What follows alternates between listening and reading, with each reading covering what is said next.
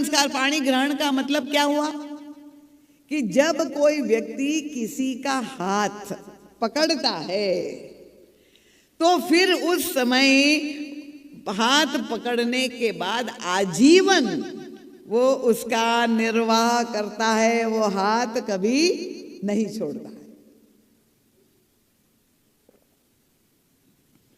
तो पाणी ग्रहण संस्कार के द्वारा, देखिए, पाश्चात्य दृष्टि में विवाह क्या है और भारतीय सनातन धर्म की दृष्टि से विवाह क्या है।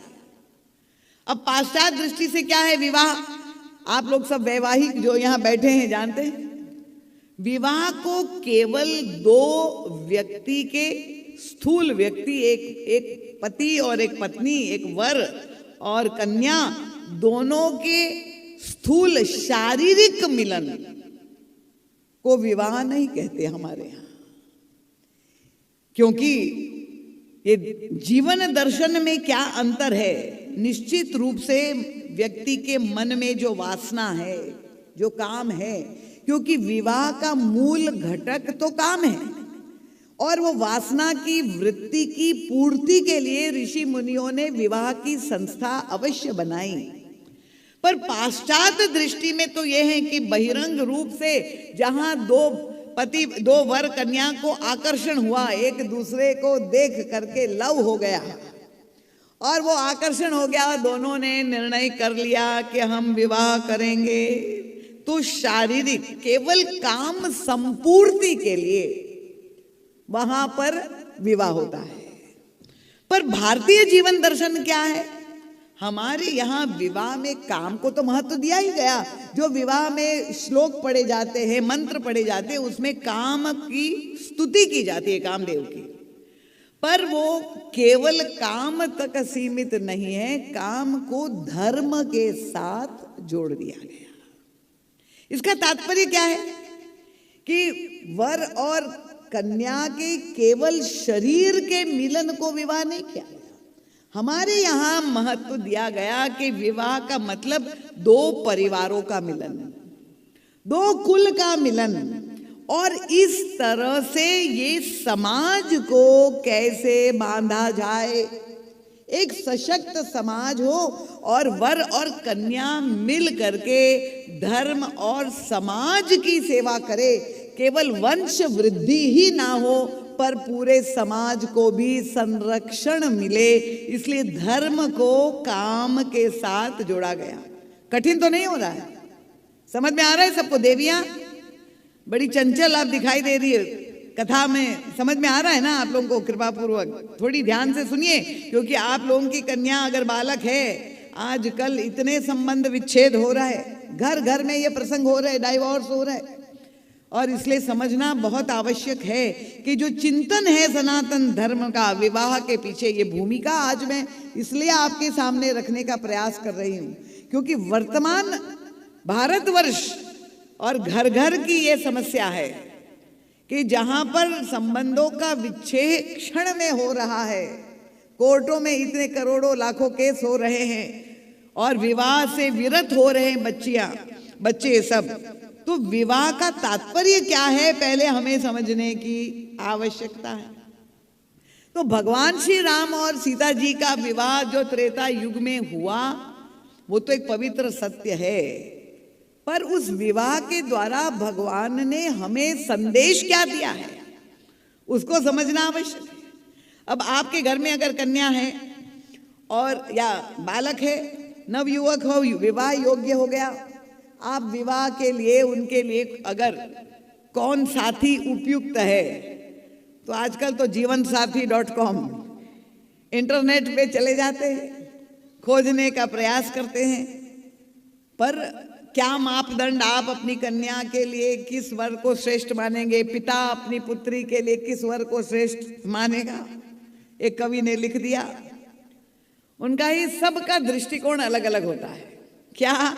उनका दंपति रूप ही, दंपति तो देखते हैं जब एक दूसरे का सौंदर्य, बहिरंग स्थूल शरीर में सौंदर्य आकर्षण है, तो दंपति रूप ही मातु धन। कन्या की माँ देखती है कि ये वर पक्ष का जो है कैसी उनकी आर्थिक संपन्नता है, मेरी कन्या अगर उस घर में जाएगी तो किसी भी प्रकार के अभाव ना हो, समृद्धिशाली दूल्हा होना चाहिए। तो माता की दृष्टि तो धन के प्रति होती है, और पिता, उनका पिता नाम विख्यात, पिता चाहते कि जो हमारे समधी हो वो मजबूत होने चाहिए, समाज में उनका नाम हो, ताकि जब हम समधी बने तो हमारा नाम और उजागर हो। तो दंपति रूप ही मातु धन पिता नाम विख्यात, उत्तम कुल बांधव चहे और भोजन चाहे बारात। उनका बारातियों को तो बस यही चाहिए कि भाई भोजन, कितना दिव्य स्वागत, कैसा बारात का हुआ, उनको तो उतना ही मतलब है। तो सबका दृष्टिकोण भिन्न भिन्न है। आजकल विवाह में जब मिलान किया जाता है, देखिए हमारी भारतीय परंपरा में उचित वर कन्या, दाम्पत्य जीवन सुखद रहे, वैवाहिक जीवन स्थायित्व रहे, उसके लिए ज्योतिष शास्त्र को भी जोड़ा गया। और ज्योतिष शास्त्र में क्या, जन्म कुंडली को जोड़ करके, अब जब आप किसी पंडित के पास जाएंगे तो वो ग्रह मिलाएंगे, नाड़ी, योनि इत्यादि, नक्षत्र, गण, ये सारी चीजें मिलाकर देखेंगे कि भाई 36 गुण अगर वर कन्या के दोनों जन्म कुंडली के मिल जाते हैं तो कहते हैं आदर्श दाम्पत्य होगा। और अगर नहीं मिलते हैं तो कम से कम 18 गुण मिलने चाहिए। अब आप लोगों की जो विवाह हो चुका है, कितने गुण मिले मुझे नहीं मालूम, विधायक जी तो हमारे यहाँ बैठे हुए आदर्श के रूप में, जो आदर्श दाम्पत्य कहते हैं। पर आजकल देखिए परंपरा, ये हमारे यहाँ की प्राचीन परंपरा की बात कह रही हूँ कि जहाँ जन्म कुंडली लेके देखा जाता था, उसके साथ खानदान कैसा है, परिवार कैसा है, पूर्वजों की क्या स्थिति रही है। पर आजकल सारे मापदंड बदल गए। आजकल क्या देखते हैं, ब्लड ग्रुप मैच हो रहा है कि, फिर क्या देखते हैं, जेनेटिक मैपिंग हो रहा है कि नहीं, कोई रोग तो नहीं है। बहुत अच्छी बात है, वैज्ञानिक दृष्टिकोण हो गया है कि भाई कोई ऐसा रोग नहीं है, ब्लड मैच हो रहा है। और सबसे बड़ा प्रचलित शब्द है केमिस्ट्री। हमारी केमिस्ट्री मैच नहीं हो रही है। तो ये केमिस्ट्री मैच होना, फिजियोलॉजी मैच होना, एनाटॉमी मैच होना, ये आजकल की आधुनिक सोच की परंपरा है। पर प्राचीन जो परंपरा थी, वहां तो वर कन्या एक दूसरे को देख भी नहीं पाते थे, इतनी बाल्यावस्था में विवाह हो जाता है, 10 वर्ष की आयु में हो जाता था। हमारे विधायक जी का विवाह कितने वर्ष में हुआ? 16 साल में। बहुत अच्छा, वो तो उस समय भी आधुनिक थे। तो पर हमारे गुरुदेव युग तुलसी परम पूज्य महाराज श्री बता रहे कि आध्यात्मिक दृष्टि से विवाह की व्याख्या करते हैं कि अगर हम चाहते हैं, चाहे जन्म पत्री मिलाई हो या ना मिलाई हो, पर अगर हम चाहते हैं कि दाम्पत्य जीवन सुखद रहे और उसमें स्थायित्व रहे वैवाहिक जीवन में, तो महाराज श्री कहते हैं ये स्थूल शरीर का मिलना ही जरूरी नहीं है, वर कन्या के सूक्ष्म शरीर को भी मिलाना आवश्यक है, मिलना आवश्यक है। सूक्ष्म शरीर का मतलब क्या आप जानते हैं? कि ये जो स्थूल शरीर है, 10 इंद्रिय और लेकर के, इस स्थूल शरीर को संचालित करता है हमारा सूक्ष्म शरीर। और वो सूक्ष्म शरीर क्या है? उनका अंतःकरण चतुष्टय, मन, बुद्धि, चित्त और अहंकार, ये 4 मिलके सूक्ष्म शरीर बनता है। और महाराज जी कहते हैं कि आध्यात्मिक दृष्टि का अगर हम अपने जीवन में, देखिए ये शिक्षा अगर आप अपने बालक बालिकाओं को दे, क्योंकि आप उनको पढ़ने के लिए तो विदेश भेज देते हैं, पर वहां से वो पाश्चात्य संस्कार लेके आते हैं, और हमारी जो सनातन धर्म की अत्यंत पौराणिक परंपराएं, श्रेष्ठतम परंपराएं, उससे हम दूर होते जा रहे। महाराज जी कहते हैं मन, बुद्धि, चित्त और अहंकार, ये 4 प्रत्येक व्यक्ति के भीतर है। जब वर और कन्या दो अलग अलग इकाई है, अलग घर से आए, अलग परिवार से, अलग स्थान से, अलग शिक्षा है, प्रकृति में भिन्नता है, सब कुछ भिन्न है। अब कठिनाई क्या है कि ये दो भिन्न प्रकृति के, दो भिन्न संस्कार के व्यक्ति को एक हो करके सम्मिलित जीवन जीना है। और वो एकाकार होने का मतलब ये हुआ कि जो भिन्नता है सब में, सोच में, उन दोनों को मिलाना होगा। और वो मिलन पूर्ण तभी होगा जब वर का मन और कन्या का मन मिले, वर की बुद्धि और कन्या की बुद्धि एक हो जाए, वर का चित्त और कन्या का चित्त एक हो जाए, और दोनों का अहंकार समूल रूप से नष्ट हो जाए, तब वह विवाह वास्तव में पूर्णता को प्राप्त करेगा। इसका मतलब क्या है कि मेंटल कंपैटिबिलिटी, इंटेलेक्चुअल कंपैटिबिलिटी बहुत जरूरी है। उसके बाद कॉन्शियंस, चित्त जो है वो दोनों का मिल जाए, और अहंकार, ये जो ईगो है, वह पूरी तरह से नष्ट हो जाए। अब ये मन से मन का मिलन, देखिए सारी समस्या ही हमारा जीवन जो संचालित हो रहा है। कृपया यहाँ ध्यान दीजिए आप लोग, अगर आप लोगों को कठिन हो रहा है तो कथा यही समाप्त कर दे, हम विश्राम कर दे क्या? अगर आपको पीछे ही देखना है तो हम ना बोले, समझ में आ रहा है आपको? तो मन से मन का मिलन, वर का मन और कन्या का मन। देखिए गणित में तो एक और एक मिलके क्या होता है? क्या होता है? दो। जब आप एक से एक मिलाएंगे दो होगा।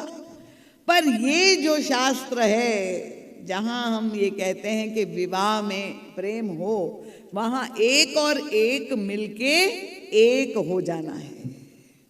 वर का मन और कन्या का मन।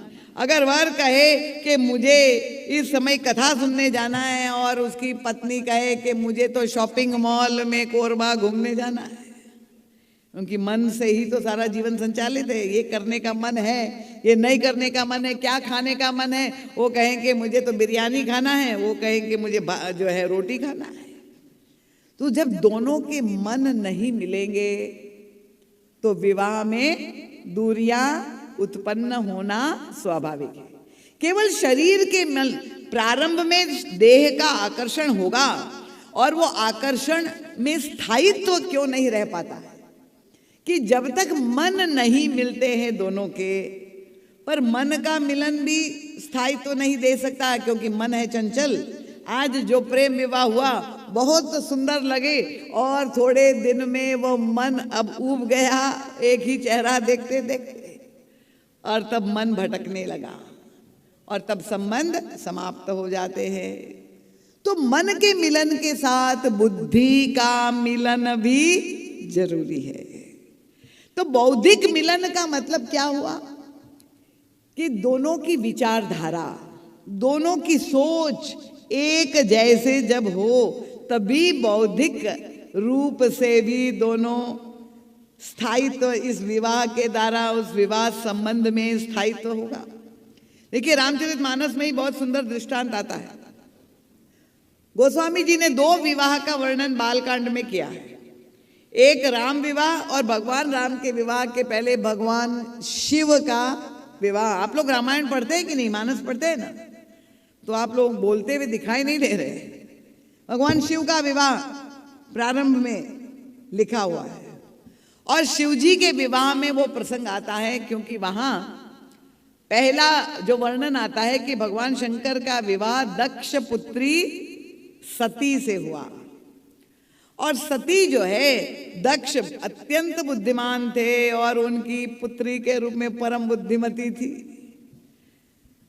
पर जो कथानक आता है, आप कथा तो जानते हैं कि नहीं रामचरितमानस की, कि दक्ष के जो संस्कार थे अनुवंशिक, वंशानुक्रम से सती को प्राप्त थे। मैं बहुत बुद्धिमान हूँ, बड़ी चतुर हूँ, भगवान शंकर से विवाह तो कर दिया। भगवान शंकर है मूर्तिमान, विश्वास, उनसे विवाह तो हो गया।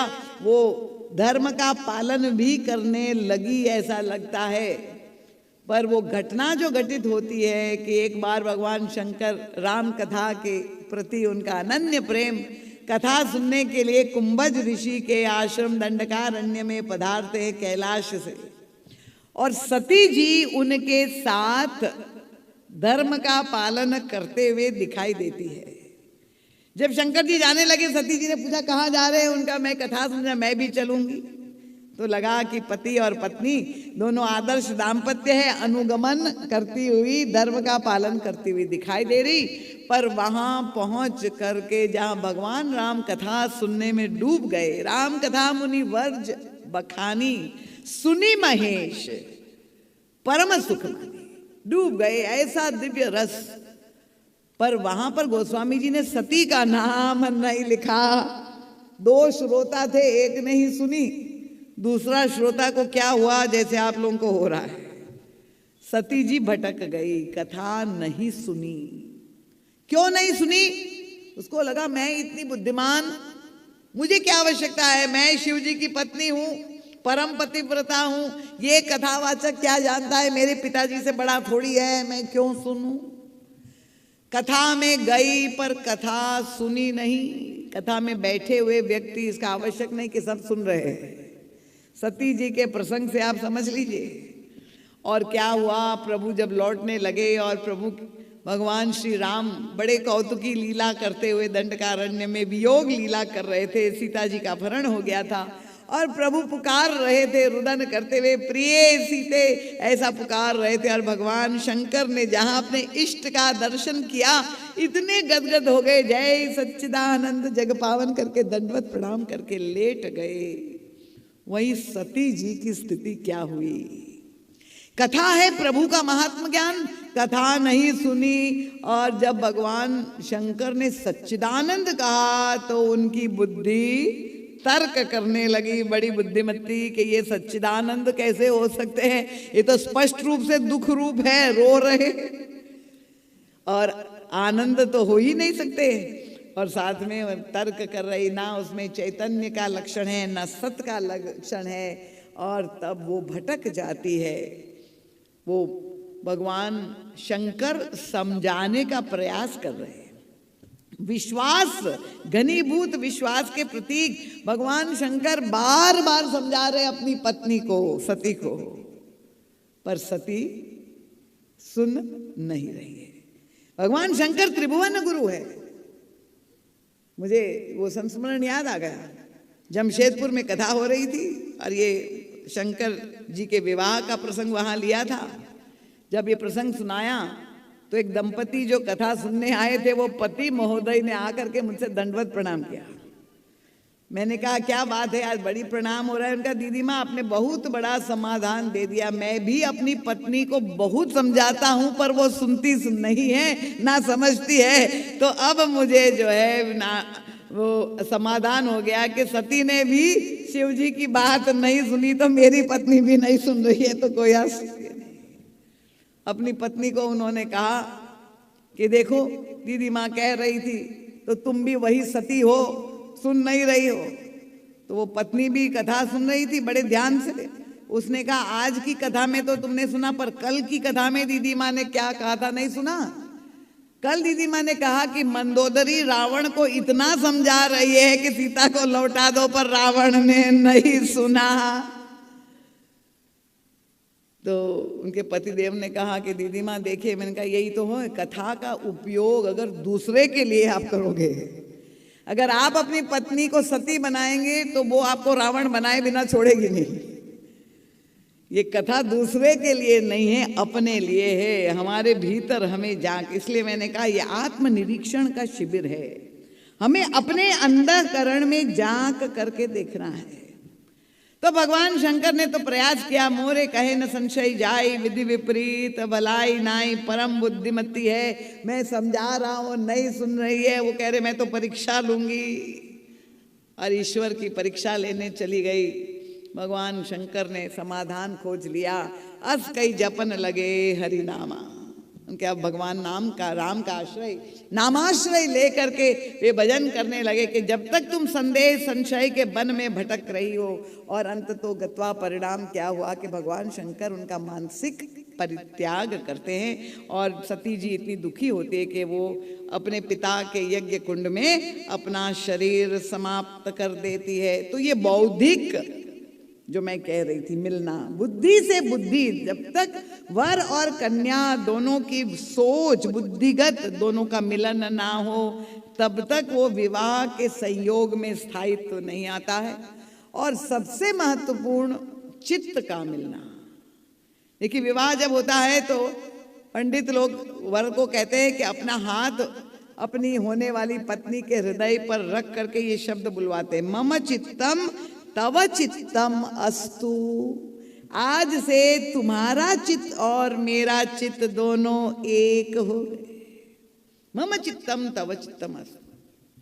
तो मन का मिलन, इसके साथ बुद्धि का मिलन और चित्त का मिलन हो जाए। और जो चौथा है अहंकार, ये आज के समय में वर कन्या में जो सबसे बड़ी समस्या है, अहंकार की टकराहट, संघर्ष। मैं क्यों करूं, मैं क्यों सुनूं। तो ये जो अहंकार है, जब तक वो गलित नहीं होगा तब तक वो विवाह का पूर्ण मिलन नहीं होगा। तो ये मन, बुद्धि, चित्त और अहंकार, ये सूक्ष्म शरीर जब दोनों के एक होते हैं तो भौतिक दृष्टि से मिलना ये तो पाश्चात्य दृष्टिकोण है, पर दो व्यक्ति का मिलना नहीं, दो व्यक्तित्व का मिलना। वो दो व्यक्ति जब व्यक्तित्व एक हो जाएंगे तब विवाह में स्थायित्व, दाम्पत्य जीवन सुखी होगा। तो इसलिए ये 36 गुण आप ज्योतिष शास्त्र को लेके, उसमें भी आजकल तो कंप्यूटर से सारा मैनिपुलेट हो जाता है, ये तो नहीं मालूम है। पर अगर हम चाहते हैं तो ये संस्कार अपने बालकों को, काश ये स्कूलों में सिखाया जाता, पढ़ाया जाता, बच्चों को ये संस्कार हमारे सनातन धर्म के दिए जाते, तब उन्हें ये मार्गदर्शन मिलता कि उसके द्वारा किस एक परिवार में संतुलन, समाज में संतुलन और इस तरह से पूरे राष्ट्र में किस तरह से विकास हो सकता है।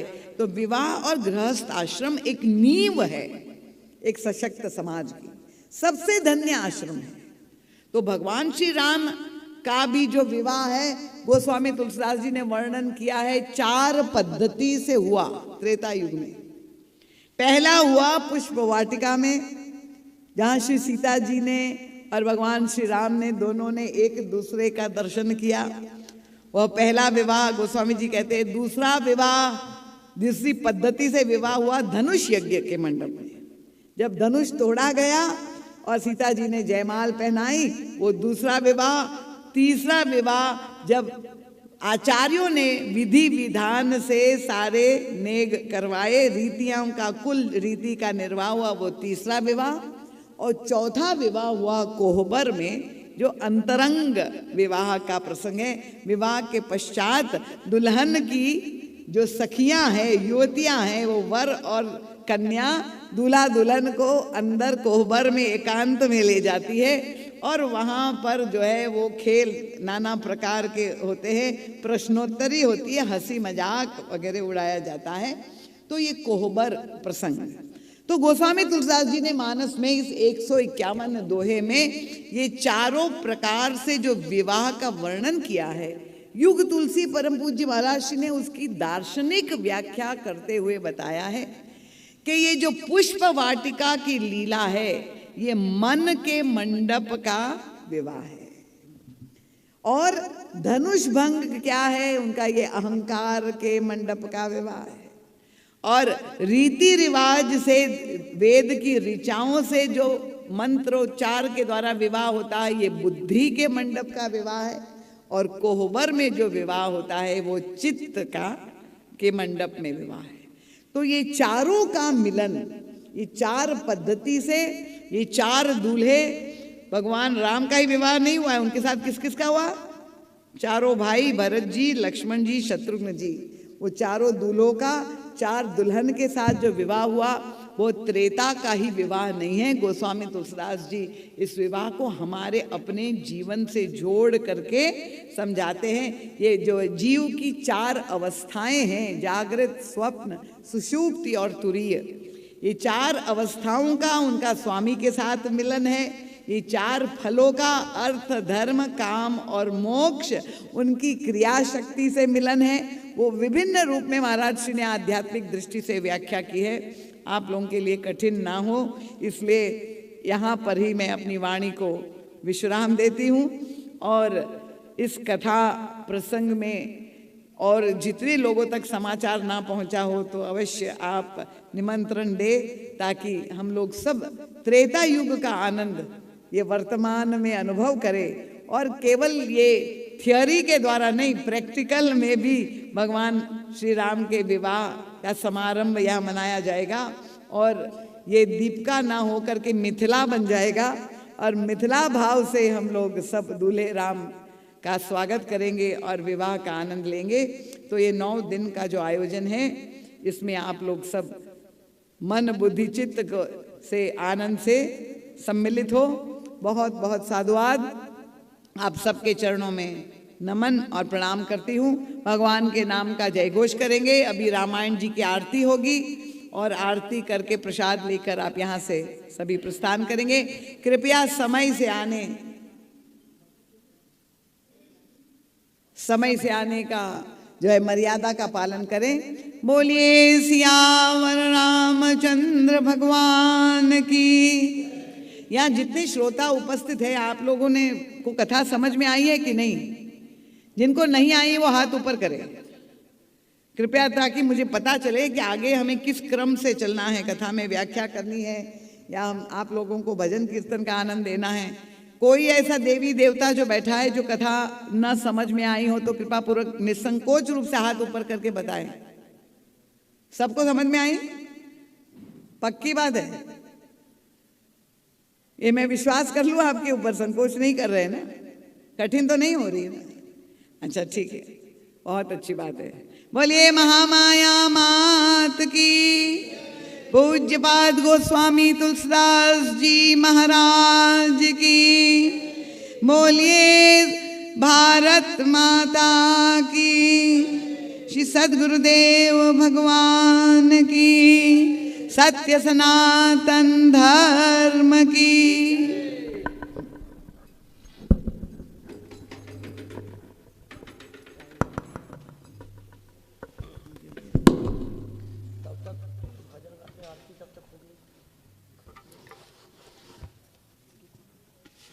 कृपा से सब काम हो रहा है। गुरुवर तेरी कृपा से सब काम हो रहा है। गुरुवर तेरी कृपा से सब काम हो रहा है।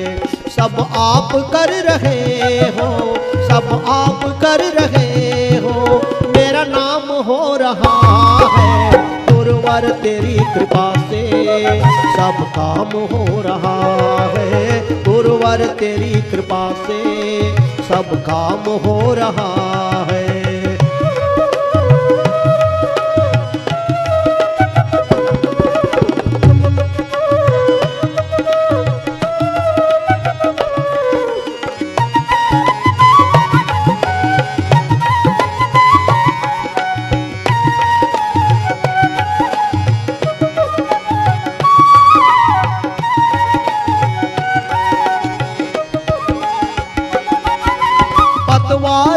बिना ही मेरी नाव चल रही है। पतवार के बिना ही मेरी नाव चल रही है। बिन मांगे ही सबको हर चीज मिल रही है। बिन मांगे ही सबको हर चीज मिल रही है। अब क्या बताऊं गुरुवर, अब क्या बताऊं गुरुवर, आराम हो रहा है। गुरुवर तेरी कृपा से सब काम हो रहा है। गुरुवर तेरी कृपा से सब काम हो रहा है। सब आप कर रहे हो, सब आप कर रहे हो, मेरा नाम हो रहा है। गुरुवर तेरी कृपा से सब काम हो रहा है। गुरुवर तेरी कृपा से सब काम हो रहा है।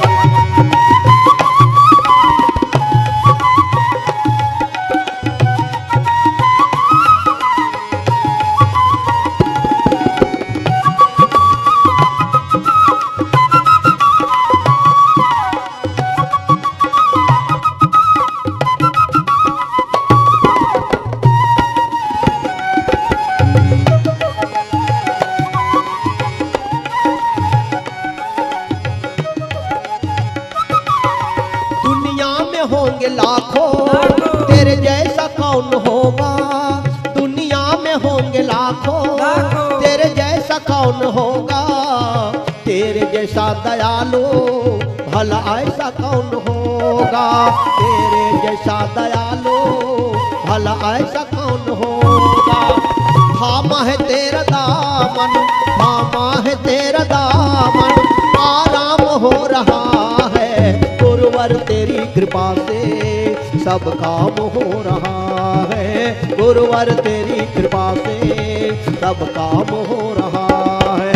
सब आप कर रहे हो, सब आप कर रहे हो, मेरा नाम हो रहा है। गुरुवर तेरी कृपा से सब काम हो रहा है। गुरुवर तेरी कृपा से सब काम हो रहा है।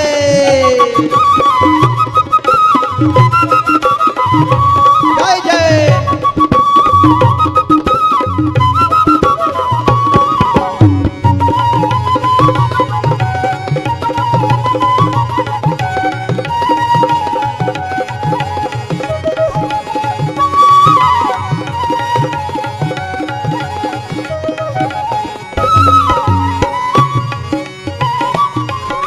तुमने डगर डगर पे मुझको दिया सहारा।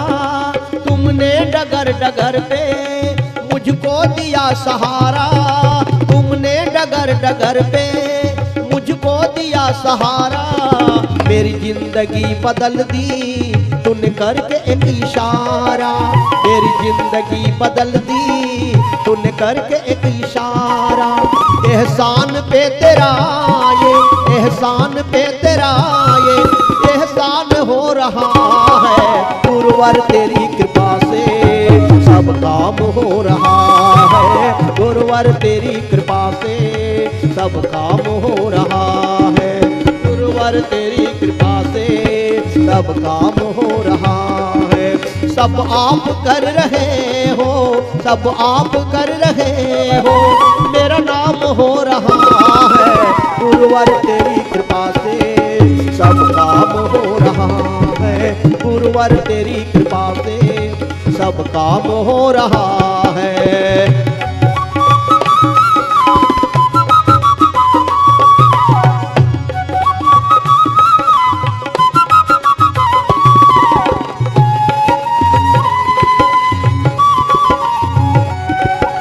जय हो।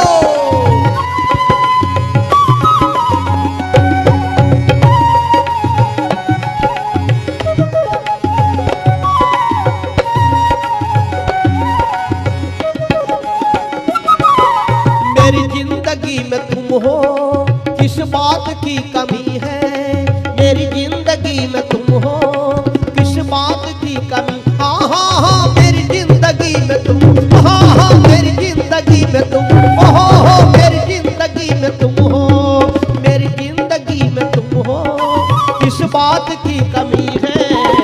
और अब किसी की मुझको परवाह भी नहीं है। और अब किसी की मुझको परवाह भी नहीं है। तेरी बदौलतों से, तेरी बदौलतों से सब काम हो रहा है। गुरुवर तेरी कृपा से सब काम हो रहा है। गुरुवर तेरी कृपा से सब काम हो रहा है।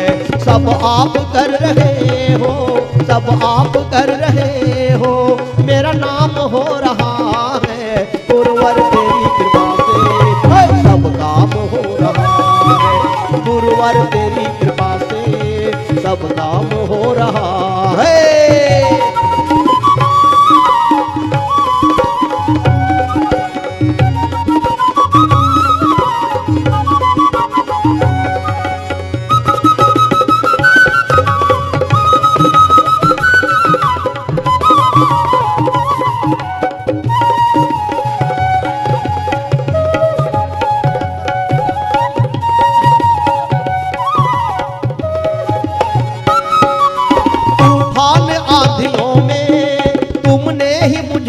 थामा, तूफान आंधियों में तुमने ही मुझको थामा।